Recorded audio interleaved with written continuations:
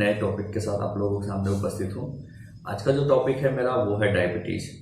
तो डायबिटीज़ में मैं आयुर्वेद के तथ्यों को रखूँगा। आयुर्वेद के अनुसार डायबिटीज़ बीमारी क्या है और उससे हम निजात कैसे पा सकते हैं। वो भी मेरा व्यू पहले से ही है कि मैं शुरू से काम कर रहा हूँ, जब वीडियो भी बना रहा हूँ उसमें मैं बार बार बता रहा हूँ कि अगर हम आयुर्वेद को अच्छी तरह से आयुर्वेद के रास्ते पे चले तो कोई भी बीमारी ऐसी नहीं है जो जड़ से ठीक न हो जाए। कहा जाता है कि डायबिटीज़ जिसको हो गया उसको ज़िंदगी भर दवाइयाँ खानी पड़ती हैं, लेकिन आयुर्वेद की माने और आयुर्वेद की अगर संप्राप्ति को देखें, आयुर्वेद में मधुमेह डायबिटीज़ को मधुमेह के नाम से जाना जाता है। तो केवल मधुमेह ही नहीं, 22 प्रकार के मधुमेह में एक प्रकार का ये डायबिटीज आपका आता है। आयुर्वेद में तो 20 प्रकार के मधुमेह का वर्णन किया, डायबिटीज का वर्णन किया गया है। तो हम अगर आयुर्वेद के अनुसार आयुर्वेद क्या कहता है, हमारा शास्त्र क्या कहता है कि ये डायबिटीज है क्या, और उसके अनुसार अगर हम ट्रीट करें तो ये ठीक भी होता है। तो ठीक होने के लिए इसमें सबसे पहले आज हम जो डिस्कस करेंगे, सबसे पहले मैं आप लोगों को ये बता दूं कि ये वीडियो जो डायबिटीज़ पर है ये 2 पार्ट में होगा। एक पार्ट अभी आज होगा इसमें, तो डायबिटीज है क्या, शुगर, इस पर हम डिस्कस करेंगे। इसके विशेष पहलुओं को, कई पहलुओं को जो भी है उसको हम रखेंगे, देखेंगे, जानेंगे, समझेंगे, क्योंकि जब तक बीमारी को हम अच्छे से समझ नहीं पाएंगे तब तक हम ये नहीं क्लियर नहीं होगा कि सही में क्या शुगर को जड़ से ठीक किया जा सकता है। तो सब पहला मेरा यही रहेगा। और दूसरा वीडियो मैं कल फिर लेकर आऊँगा, उसमें मैं एक ट्रीटमेंट का व्यू लेकर आऊँगा कि क्या ऐसी चीज़ें हैं जो बेसिक चीज़ें जिससे हम मधुमेह को कंट्रोल कर सकते हैं, और उसमें मैं कुछ विशेष भी लेकर आऊँगा कि ऐसी क्या चीज़ें हैं जिससे इसको जड़ से भी धीरे धीरे करके ख़त्म किया जा सकता है। तो आज का वीडियो, कल का वीडियो, दोनों मिलकर जब चलेंगी, दोनों जब कंप्लीट हो जाएंगे तो हम समझ पाएंगे, क्योंकि आज में हम केवल तथ्य को रखेंगे और उसी तथ्य के अनुसार हम कल का ट्रीटमेंट का व्यू रखेंगे। तो आज का वीडियो देखेंगे तो ही कल का वीडियो आपको जो आने वाला है वो अच्छे से समझ में आएगा। तो दोस्तों चालू करते हैं। और हाँ, एक चीज़ और ही कहना था कि कल का वीडियो भी आप अच्छे से देखें, उसके लिए चैनल आप सब्सक्राइब कर सकते हैं। चैनल सब्सक्राइब करके रखने का फ़ायदा ये होगा कि आपको कल जो वीडियो हमारा अपलोड होगा तो आपको नोटिफिकेशन मिल जाएगा। तो आज जो हम शुगर को लेके चल रहे हैं, जो डायबिटीज को हम लेके चल रहे हैं, तो डायबिटीज में हम आयुर्वेद के अनुसार जब बात करते हैं तो जो भी चीज़ हम जो भी है खाना आहार हमारा हम लिए, सब्जी रोटी लिए, दाल चावल लिए या फल फ्रूट लिए, कुछ भी लिए, जो भी आहार हम लेते हैं तो वो चयापचय क्रियाओं के द्वारा उसका पाचन होता है शरीर में। पाचन होने के बाद 2 तत्व बनते हैं, रस और मल। मल भाग निष्कासित हो जाता है और रस से फिर फर्दर नए नए एलिमेंट, तत्व, हार्मोन्स, एंजाइम, जो भी सारी चीज़ें हैं वो, और भी जो न्यूट्रिएंट्स हैं वो बनने होते हैं, वो बनते हैं।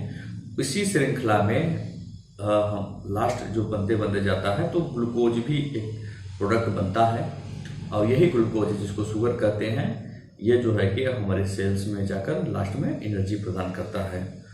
तो अब होता क्या है कि ऐसा क्या हुआ कि शुगर बना, और शुगर बना तो ये अगर ग्लूकोज बन रहा है तो ग्लूकोज का यूज नहीं हो रहा है बॉडी में। जब ग्लूकोज का यूज नहीं हो रहा है तो हम कहते हैं कि नहीं यूज हुआ वाला ये ग्लूकोज ब्लड में मिलता है, हमारे शरीर में इकट्ठा होता रहता है, क्योंकि बनने की प्रोसेस तो है, बन तो रहा है, हम खाना पीना खा रहे हैं, जो भी चीज़ें जैसा कि बताया, तो वो इकट्ठा होता रहता है, लेकिन वो यूज नहीं होता है बॉडी में। जब शुगर बॉडी में यूज नहीं होता है तो उसकी मात्रा शरीर में बढ़ने लगती है, और ये बढ़कर हमारे जो है ब्लड वेसल्स में मिलकर, ब्लड के साथ मिलकर पूरे शरीर में उपसर्जित करती है, शरीर को दूषित करती है, ब्लड को दूषित करती है, और विभिन्न प्रकार की फिर बीमारियां पैदा करने लगती है।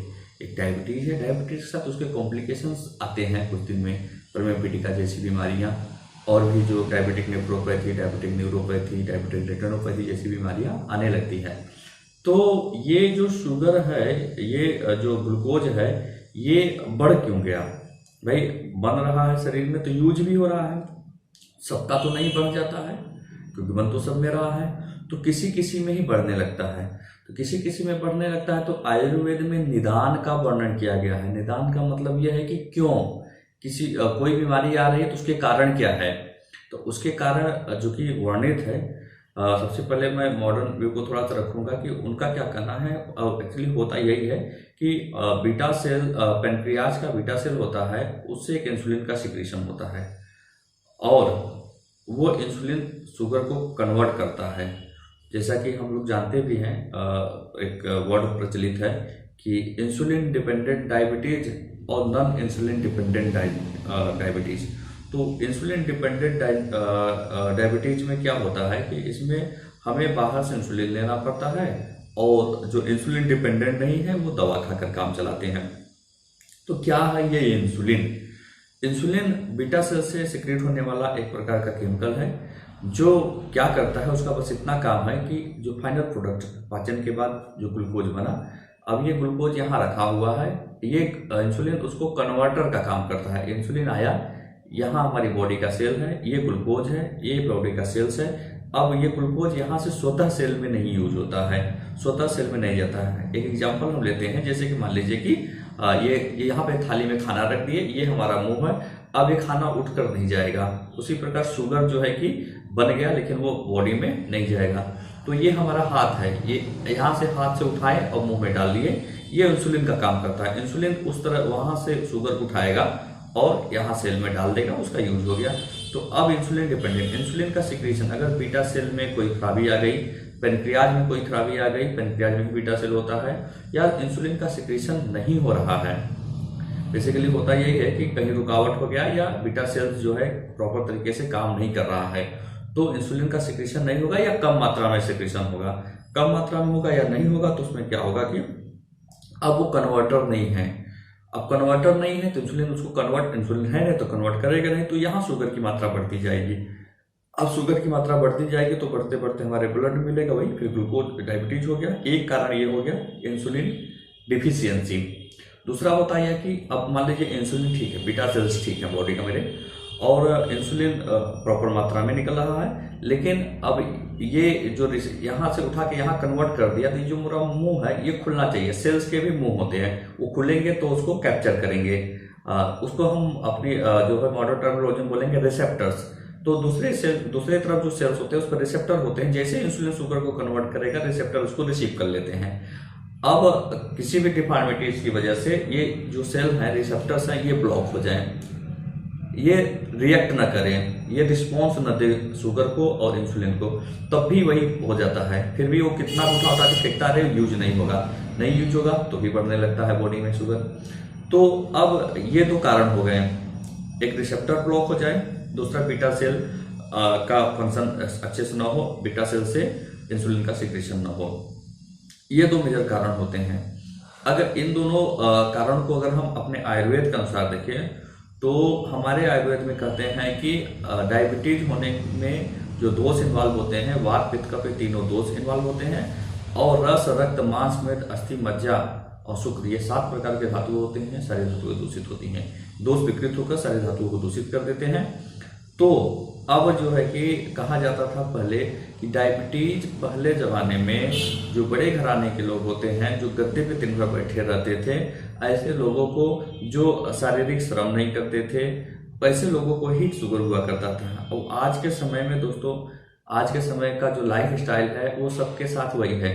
पहले राजा महाराजा या साहूकार लोग होते थे, वो इस तरह का उनका अपना जो है कि रहन सहन हुआ करता था। लेकिन आज के ज़माने में सबका रहन सहन इसी प्रकार हो गया है। इसीलिए देखिए आज के समय में डायबिटीज बहुत ज़्यादा लोगों में देखने को मिल रहा है, शुगर जैसी बीमारी बहुत ज़्यादा लोगों में देखने मिल रहा है। तो अब मैं इसको आयुर्वेद विषय में समझाऊँ तो क्या होता है इसमें। अब रहन सहन होता ये है कि हमारा खान पीन, हमारा शारीरिक एक्सर्शन नहीं है, शारीरिक एक्सर्शन नहीं है तो जो भी खाए पिए शरीर में लगा और शुगर की मात्रा ज़्यादा बनेगी, क्योंकि तो पहले तो यूज नहीं हो रहा है बॉडी। जब हम एक्सर्शन करते हैं तो शुगर का खपत होता है, पहले एक्सर्शन नहीं करेंगे तो शुगर का खपत नहीं होगा। दूसरा क्या होगा, फैट का अकोमोडेशन बॉडी में, बॉडी वेट बढ़ता जाएगा, वेट बढ़ेगा तो इसमें जो चैनल होते हैं, चैनल मैसेंजर जिसको हम बोलते हैं कि मैसेज जाना। अब जैसे कि शुगर की जब कमी होती है तो बीटा सेल को पास एक मैसेज जाता है बॉडी का इंडिकेटर बॉडी में सिस्टम होते हैं, वो मैसेज देता है तुरंत इंसुलिन को बीटा सेल को, और बीटा सेल तुरंत जो है इंसुलिन का सिक्रेशन कराता है और इंसुलिन पर से शुगर को कन्वर्ट कर देता है, बॉडी को तुरंत शुगर मिल जाता है। जैसे ही हाइपोग्लाइसेमिक हम होते लगते हैं ये तुरंत चालू हो जाता है सिस्टम। तो ये मैसेंजर जो है ये ब्लॉक कैसे होगा? तो चैनल ब्लॉक है, जिसको हम आयुर्वेद में बोलते हैं स्रोतस अवरोध। जो स्रोतस होते हैं आयुर्वेद में हम स्रोतस बोलते हैं, जिसके थ्रू ये मैसेज का आना जाना, ये केमिकल का आना जाना, हार्मोन्स का आना जाना होता है, यहाँ ब्लॉकेज हो जाता है। ब्लॉकेज कैसे होता है? तो हमारे खान पीन की गड़बड़ी, हमारा दिनचर्या खराब होना, जो ये हम बताएं कि जो है कि शारीरिक श्रम नहीं होना, इन सब चीज़ों की वजह से शरीर में जो फैट होता है, जो फैटी एसिड होता है, वो बॉडी में डिपॉजिट होता रहता है, जिसकी वजह से ये जो हमारे चैनल्स होते हैं ये ब्लॉक होने लगते हैं, ये दबने लगते हैं। इसमें इसके आवागमन बाधित होने लगता है, जिसकी वजह से सारी समस्याएं चालू होती हैं। अब आयुर्वेद में जो हम ट्रीटमेंट करते हैं, जो रूट कॉज ट्रीटमेंट की हम बात करते हैं, तो अगर हम इंसुलिन लेते हैं तो इंसुलिन वही काम करेगा, यहाँ बढ़ा हुआ शुगर को वो कन्वर्ट कर देगा।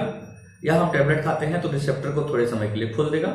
लेकिन अगर हम ये ध्यान दें, जो आयुर्वेद की संप्राप्ति को देखें, आयुर्वेद में जो संप्राप्ति बनी है उसको देखें कि जो कारण है, पहले तो हम शारीरिक श्रम करें जिससे कि जो है फैट का पाचन हो, ब्लड का सर्कुलेशन तेजी से हो। ब्लड का सर्कुलेशन तेजी से होता है तो ब्लड का फिल्ट्रेशन भी अच्छे से होगा। ब्लड का फिल्ट्रेशन होगा तो ब्लड से टॉक्सिन्स बॉडी से निकलेंगे। दूसरा चीज, फैट का डिपोजिशन कम होगा बॉडी में, तो चैनल्स जो होते हैं वो ओपन हो जाएंगे, स्रोतस जो है वो ओपन हो जाएंगे। स्रोतस ओपन होंगे तो मैसेंजर का आवागमन प्रॉपर तरीके से जाएगा। और हम इसमें जो रसायन औषधि यूज करते हैं वो क्या काम करता है? उसका काम ये रहता है कि हम जो है कि केवल इंसुलिन शुगर के खपत को ही नहीं बढ़ाते, हमारे आयुर्वेद के अनुसार जो है हम बीटा सेल्स के स्टिमुलेशन को भी बढ़ाने का काम करते हैं। जो हमारी दवाइयां होती है वो बीटा सेल के स्टिमुलेशन को भी बताते हैं, भाई बीटा सेल तुम भी इंसुलिन का सेक्रेशन करो, उसके वो बीटा सेल बीमार हो गया है या प्रॉपर तरीके से मैसेज नहीं पहुंच रहा है या प्रॉपर जो भी चीज है वो काम नहीं कर रहा, तो उसको स्टिमुलेट करती है आयुर्वेद की दवाइयां जो इसमें ट्रीटमेंट चलाते हैं। तो इससे क्या होगा? इससे ये होगा ना कि धीरे धीरे करके हमारी इंसुलिन बॉडी अगर स्वतः इंसुलिन बनाने लगे, बीटा सेल से स्वतः इंसुलिन का सिक्रेशन होने लगे, तो हमें बाहर से इंसुलिन लेने की आवश्यकताएं कम पड़ने लगती है। दोस्तों इमरजेंसी में तो जैसे कि मान लीजिए अभी आपका इंसुलिन कम होने लगा तो बिल्कुल इंसुलिन लेना है, इसलिए लेना है क्योंकि वो इमरजेंसी ट्रीटमेंट बहुत ही जरूरी होता है। इमरजेंसी ट्रीटमेंट के रूप में लीजिए, क्योंकि इंसुलिन नहीं लेंगे तो हमारा डेथ हो सकता है, तो इंसुलिन लीजिए। लेकिन आयुर्वेद को साथ में लेकर चलिए तो धीरे धीरे क्या होगा, आपका इंसुलिन का डोज बढ़ेगा नहीं। हमारे पेशेंट आते हैं, कहते हैं पहले हम 5 यूनिट लेते थे, फिर 10 यूनिट, फिर 15 यूनिट, फिर 20 यूनिट, फिर 3 बार लेने लगे, फिर 4 बार लेने लगे। लेकिन अगर आप आयुर्वेद के संपर्क में रहते हैं तो हम आयुर्वेद के अनुसार आपको शरीर में इंसुलिन नहीं देते हैं, हम इंसुलिन नहीं देंगे, हम शुगर को कम करने की दवाई नहीं देंगे। हम जो ट्रीटमेंट चलाते हैं हम वो करते हैं कि रूट कॉज ट्रीटमेंट जिसको कहता है, हम सेल्स को स्टिमुलेट करते हैं कि बॉडी में अगर इंसुलिन की कमी हो तो स्वतः इंसुलिन का सिक्रीशन चालू हो, और अगर रिसेप्टर ब्लॉक है तो रिसेप्टर ओपन हो। इस तरह का ट्रीटमेंट करते हैं। सप्त धातुओं का पोषण करते हैं। अब सप्त धातुओं का पोषण मतलब ये कि प्रॉपर तरीके से रस, रक्त, मांस, मेद, अस्थि, मज्जा, इन तरह के धातुओं का पोषण हो, इनका शोधन हो, पूरी तरह से बॉडी का क्लींजिंग करते हैं, चैनल का क्लींजिंग करते हैं और इसका शोधन करते हैं। तो ये तरीका होता है हमारा आयुर्वेद में ट्रीटमेंट का। बाहर से इंसुलिन लेते हैं तो सही बात है, हम लाइफ टाइम लेते रहेंगे, क्योंकि उसका काम यही है कि जो इंसुलिन बॉडी में निकलना चाहिए वो नहीं निकलता, हम बाहर से लेते हैं। कहीं भी कोई भी इस तरह का हम कुछ नहीं, ट्रीटमेंट हमारा नहीं होता कि हम अंदर के बीटा सेल्स को प्रेरित करें तो बॉडी स्वतः इंसुलिन बनाए। लेकिन ये आयुर्वेद में होता है, ये हम करते हैं। हमारा जो ट्रीटमेंट होता है, हम जो है कि बाहर के इंसुलिन को तो चलने देते हैं, लेकिन हम अंदर के जो बीटा सेल्स होते हैं, जो बॉडी इंसुलिन को सिक्रीट करें, ऐसे मेडिसिन को चलाते हैं, ऐसा प्रोसेस रखते हैं, क्लींजिंग करते हैं, शोधन करते हैं और बीटा सेल को स्टिमुलेट करते हैं, इससे इंसुलिन का सिक्रेशन हो या और भी जो चैनल ब्लॉकेज हो वो ओपन हो जाए और प्रॉपर तरीके से बॉडी स्वतः सारी चीजें बना लगे। बॉडी की जो मेटाबॉलिक क्रियाएं हैं वो स्वतः अच्छे से चलने लगे, जिससे बॉडी जो होम्योस्टेटिस करके मेंटेन हो जाती है और वो सब सारी चीजें ठीक हो जाती हैं। दोस्तों मैं छोटा से छोटा ही वीडियो बनाऊंगा, थोड़ी थोड़ी चीजों पर ही, बहुत ज्यादा डीप में बात नहीं करूंगा, बेसिक नॉलेज, क्योंकि इतना डीप आप लोगों को बताने की आवश्यकता भी नहीं है। और उतनी चीजें जितने में आप समझ, बताने का मतलब मेरा उद्देश्य ये रहता है कि आप जानें कि एक्चुअली में आयुर्वेद करता क्या है। लोगों का कहना है कि आयुर्वेद देर में काम करता है। आयुर्वेद देर में काम नहीं करता है, आयुर्वेद पहले जड़ पे जाता है, वो नीचे से काम करना चालू करता है, उसका रिजल्ट बाद में दिखता है, लेकिन वो रिजल्ट परमानेंट होता है। हमको बुखार होता है, बुखार हुआ, बुखार बीमारी नहीं है, बुखार एक प्रकार का सिम्टम्स है, ठीक है। तो हम बुखार की गोली खा लिया तो सिम्टम्स दब गया, बीमारी नहीं ठीक हुई। अगर हम सिम्टम्स को जान ले कि भाई ये बुखार हुआ है, इसका मतलब कहीं बॉडी में इन्फेक्शन है, अगर हम उस इन्फेक्शन को ठीक करेंगे तो बुखार ऑटोमेटिक ठीक हो जाएगा। लेकिन हम केवल बुखार को ठीक कर देंगे तो इन्फेक्शन ठीक नहीं होगा।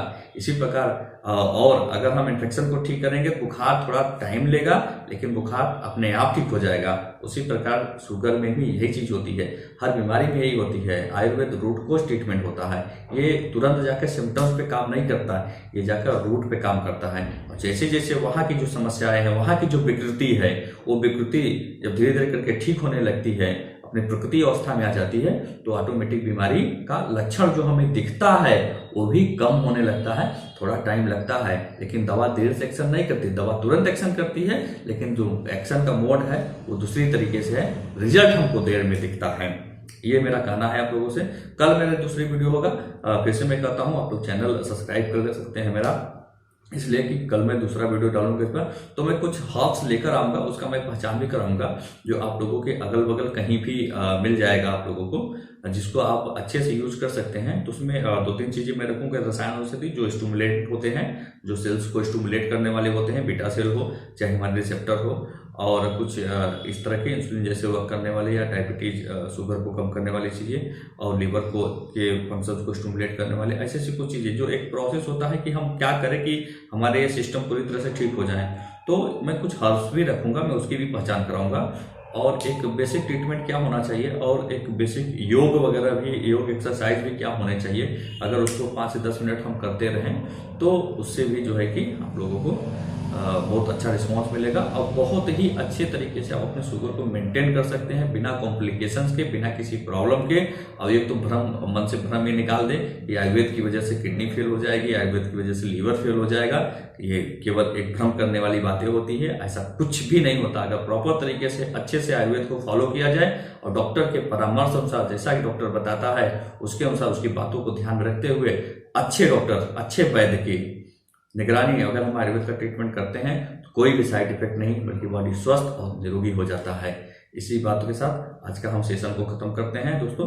कल फिर नया सेशन है, इसी का मैं सेकेंड पार्ट लेकर आऊंगा, जिसमें मैं क्या करूंगा, तो मैं ये डायबिटीज का रूट कोज ट्रीटमेंट है, उससे कुछ बेसिक मेडिसिन जो होती हैं वो मैं आप लोगों को पहचान कराऊंगा उसका, और मैं उसको कैसे यूज करना है वो मैं सारी चीजें बताऊंगा। ठीक है दोस्तों, चलिए धन्यवाद, नमस्कार।